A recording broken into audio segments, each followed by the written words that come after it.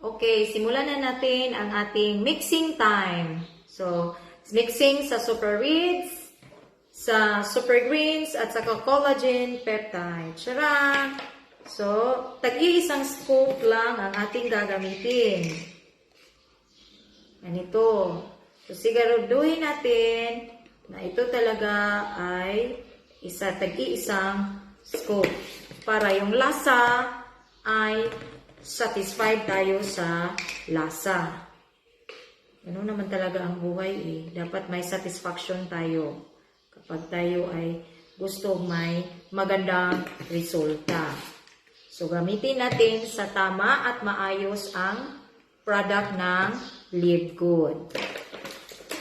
Ito na naman si collagen peptide.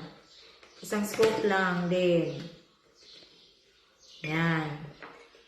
Pagkatapos, ito ay ihalo sa malamig na tubig. Itabi natin muna yan.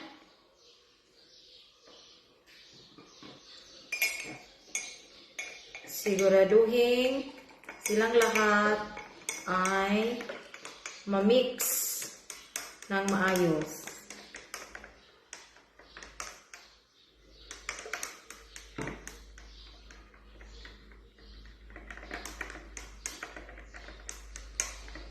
Ito na po ang produkto sa pinag-kukumbine natin na mga product ni Live Good.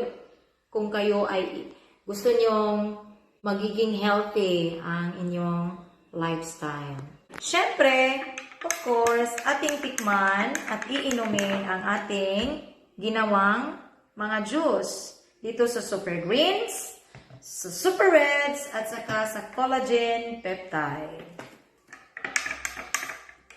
Ang sarap talaga, promise. Pero hindi yung puntong masarap na nakalimutan mo na yung birthday mo at saka pangalan ng asawa mo, ha?